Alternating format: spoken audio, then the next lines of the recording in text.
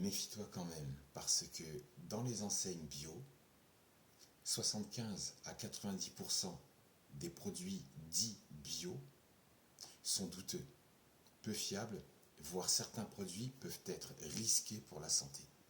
Ne serait-ce que pour des produits de la vie courante comme le pain bio, les pâtes bio, le riz bio, le café bio. Tous ces produits qui sont étalés au sein de leurs enseignes, dans les rayons des supermarchés, de leurs boutiques, 2 fois plus chers, sous prétexte qu'ils se disent naturels et bio. Si un produit naturel, non traité, donc avec des substances nocives en moins, comment peut-on justifier un tarif aussi élevé? Un autre angle que je vais aborder. Quand toute la culture biologique était déjà présente, il y avait déjà eu des guerres, donc des maladies. Les guerres font ressurgir des maladies, même des maladies anciennes. Comme le scorbut, si on est en carence de vitamine C, ou la fièvre des tranchées, si on est sujet à une absence d'hygiène ou une hygiène insuffisante. Il est vrai qu'il est plus intéressant de consommer des produits non traités plutôt que des produits traités aux pesticides et autres substances. Si tu consommes une alimentation exclusivement bio et de véritable qualité, je parle bien évidemment d'alimentation bio, sûre et fiable. Une alimentation bio, sécure, fiable et dépourvue à 100% d'agents à risque, c'est refuser les aliments que la nature te propose. Et donc, en quelque sorte, c'est comme stériliser ton système digestif. Et ensuite, ça peut l'affaiblir des attaques extérieures. Ça veut dire que si une personne qui ne consomme qu'une alimentation 100% bio et fiable et véritable, et qu'un jour, par accident, elle consomme un produit non bio, son système digestif peut être perturbé, ou en tout cas s'exposer à une sérieuse attaque. Car son système digestif ne reconnaîtra pas les enzymes et les bactéries apportées. Or, l'organisme est censé pouvoir s'en défendre naturellement. Un autre point. Toutes les enseignes bio qui ont vu un marché florissant, car c'est un véritable business, qui nécessite des connaissances que peu de vendeurs ont, et ils ne sont pas tous de bons conseils.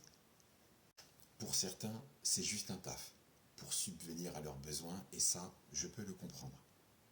Mais d'autres ignorent totalement la qualité ou la fiabilité de leurs produits, mais ils sont vraiment doués pour te le vendre. Et la situation s'est inversée, car on trouve de plus en plus de clients mieux informés, plus avertis que le vendeur lui-même. Bon, on va prendre un plat cuisiné au hasard.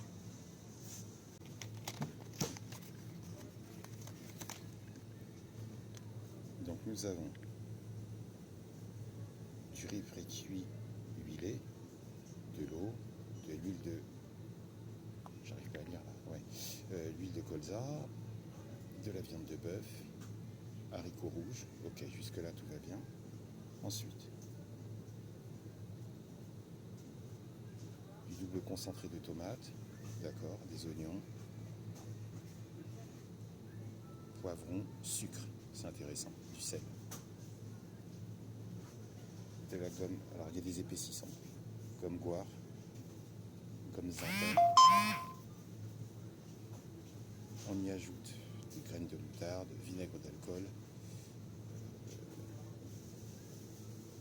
traces de gluten, lait, œufs et poissons, et on te dit que c'est un ingrédient. Ce sont des ingrédients issus de l'agriculture biologique. Ok. Pourquoi autant d'ingrédients et pourquoi mettre autant de sucre et de sel si c'est un produit bio? Regardons ensuite les céréales. Dedans, on y trouve flocons d'avoine complète, ok, du riz extrudé, sucre de canne non raffiné, sirop de riz, huile de tournesol, poudre de cacao maigre, morceaux de chocolat noir, pâte de cacao, sucre de canne non raffiné, beurre de cacao, farine de blé complet, flocons de noix de coco, éclat de chocolat noir, pâte de cacao, sucre de canne non raffiné, beurre de cacao, poudre de cacao, grains de cacao, sel marin, antioxydants et etc., etc. Et on te dit ingrédients biologiques. Elles sont vraiment beaucoup trop longues, ces listes. Voire aussi longues que les produits non bio, si ce n'est pas plus. Si c'est vraiment du bio, pourquoi rajouter autant de sucre? Si c'est vraiment du bio, pourquoi rajouter autant de sel?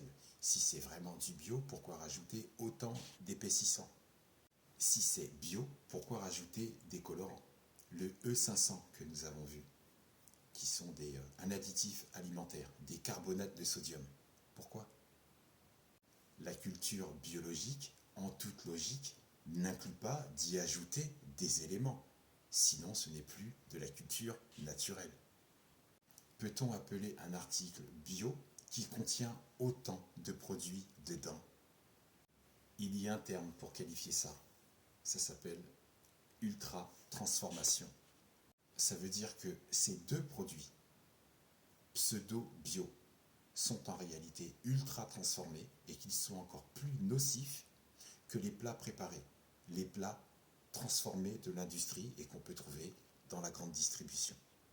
Le sujet d'origine qui était le curcuma, si toi tu souhaites prendre du curcuma bio, jette un œil à la liste des ingrédients et assure-toi qu'il n'y ait pas d'éléments ajoutés. Parce que logiquement, si tu prends du curcuma, il ne doit rien y avoir de plus. Prends soin de toi et que la paix soit avec toi.